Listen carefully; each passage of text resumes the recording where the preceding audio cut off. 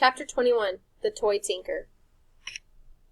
"We left the Boniface estate on the 1st of May," said Nicodemus. "We knew a lot more than when we went in. We had been there 8 months. Then," said Justin, "we found the toy tinker." They were back in Nicodemus's office. Mr. Ages, having rested, sat with them. "Not quite yet," said Mr. Ages. "No?" said Nicodemus. "That was in late summer, when we first got out. We began searching for a place to live permanently, or at least a place where we could stay as long as we wanted. We had a pretty clear idea of what we were looking for. We had had plenty of time to talk about it on the long winter evenings in the library between reading books. The reading we did. We knew very little about the world, you see, and we were curious. We learned about astronomy, about electricity, biology, and mathematics, about music and art. I even read quite a few books of poetry, and got to like it pretty well. But what I liked best was history. I read about the ancient Egyptians, the Greeks and Romans, and the Dark Ages, when the old civilizations fell apart and the only people who could read and write were the monks. They lived apart in monasteries. They led the simplest kinds of lives and studied and wrote. They grew their own food, built their own houses and furniture. They even made their own tools and their own paper. Reading about that, I began getting some ideas of how we might live. Most of the books were about people. We tried to find some about rats, but there wasn't much. We did find a few things. There were 2 sets of encyclopedias that had sections on rats. From them, we learned that we were about the most hated animals on earth, except maybe snakes and germs. That seemed strange to us, and unjust, especially when we learned that some of our close cousins, squirrels, for instance, and rabbits, were well liked. But people think we spread diseases, and I suppose possibly we do, though never intentionally, and surely we never spread as many diseases as people themselves do.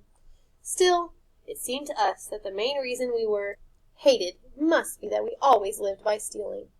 From the earliest times, rats lived around the edges of human cities and farms, stowed away on men's ships, gnawed holes in their floors, and stole their food. Sometimes we were accused of biting human children. I didn't believe that, nor did any of us, unless it was some kind of a subnormal rat, bred in the worst of city slums. And that, of course, can happen to people, too. Had we, then, no use at all in the world?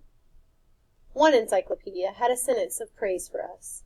"The common rat is highly valued as an experimental animal in medical research due to his toughness, intelligence, versatility, and biological similarity to man."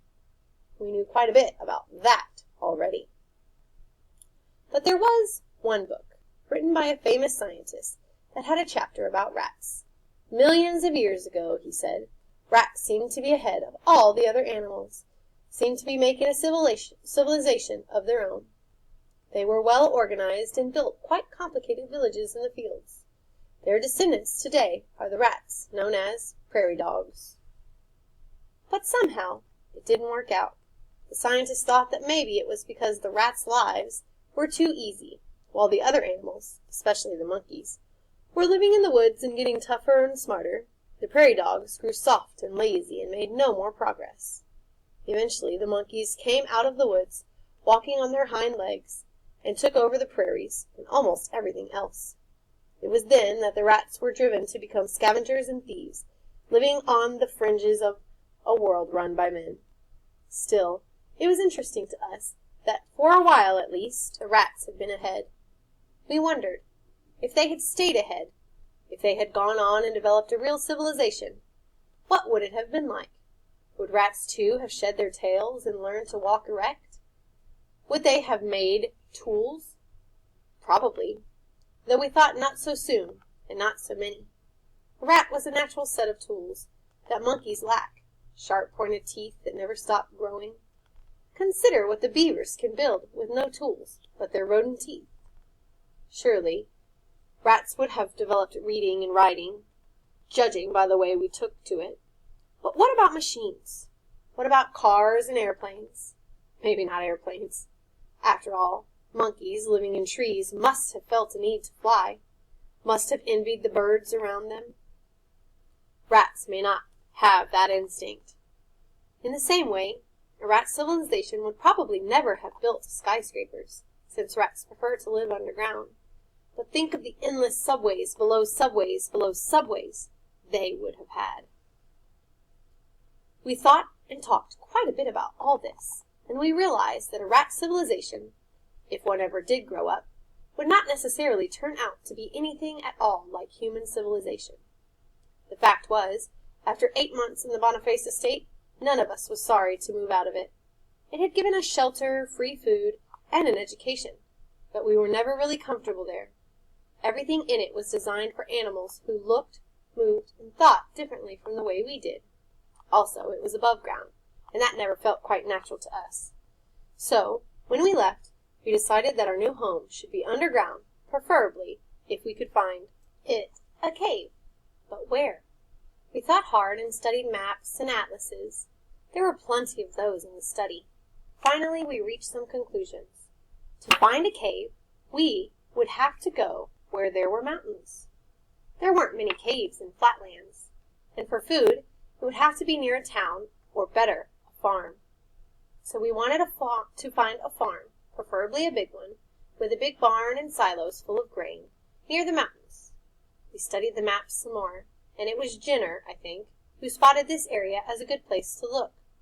On the map, a big part of it was covered with the contour lines that show mountains, and across these were written the words, Thorn Mountains National Forest. Beneath that, in smaller letters, it said, Protected Wilderness Preserve. Bordering this, where the mountains turned to foothills, the map showed rolling country, with quite a few roads, but hardly any towns, which we thought ought to mean farmland. We were right, as of course you know now. It took us 2 months of steady traveling to get to the Thorn Mountain National Forest, but we found it. We're under the edge of it right now, and there are plenty of caves, most of them never visited by people, because people aren't allowed to drive into a wilderness preserve. There aren't any roads in the forest, but only a few jeep trails used by rangers and airplanes are not permitted to fly over it. We looked at a lot of caves, some big, some small, some dry, but mostly damp, before we chose this cave and this farm. However, we found the toy tinker. It began as a sad sort of thing. We found an old man lying in the woods one morning near one of the jeep trails not so far from here. He was dead. We don't know what he died of. We guessed it must have been a heart attack. He was dressed in a black suit, old-fashioned in style, but neat, not ragged. His hair was white and his face looked gentle. I wonder who he was and where he was going, Justin said.